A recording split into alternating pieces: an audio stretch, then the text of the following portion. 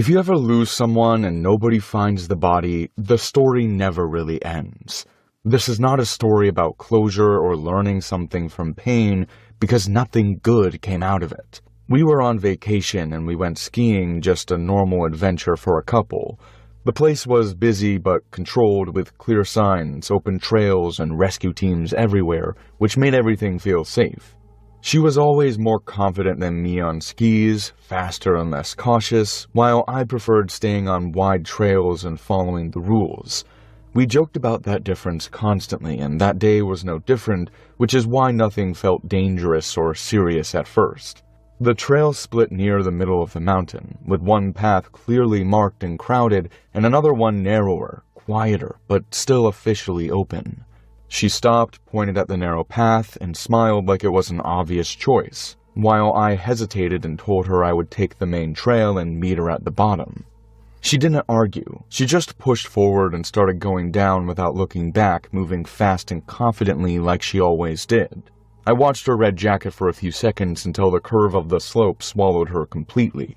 When I reached the bottom of my trail, she wasn't there, and at first I assumed she was just ahead, maybe talking to someone or adjusting her gear. I waited, checked my phone, walked around the lift area, and told myself to relax because there was no reason to panic yet. Minutes passed, then more minutes, and the place started to empty as the afternoon faded, which made every absence feel louder. I tried calling her, sending messages, checking every nearby spot where she could have stopped, but nothing made sense anymore. That was the moment I went to ski patrol, still hoping this was just a misunderstanding, still believing that in a few minutes she would appear annoyed and laughing about how dramatic I was being. Once the search officially started, everything slowed down in a way that made my thoughts race even more.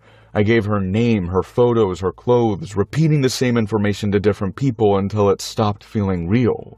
Rescue teams went up and down the mountain with dogs, radios, and snowmobiles, while I stood nearby pretending to be useful, even though there was nothing I could actually do.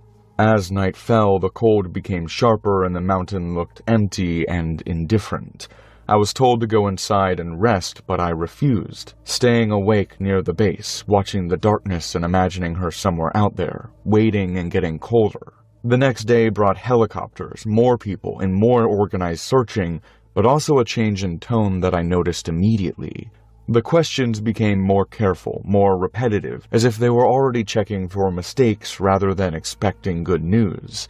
Before the real fear fully settled, I was taken into a small office where they explained survival limits, exposure times, and weather conditions, using calm voices that did not match the situation at all. Days passed and hope started changing shape. Posters were printed, messages spread online, and her parents arrived with faces that looked older than they should have.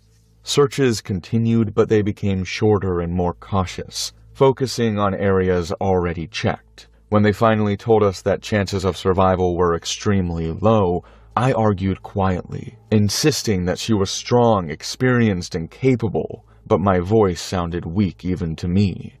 The official decision to stop active searching felt worse than hearing about death, because there was nothing final about it. People slowly returned to their lives and messages of support became less frequent.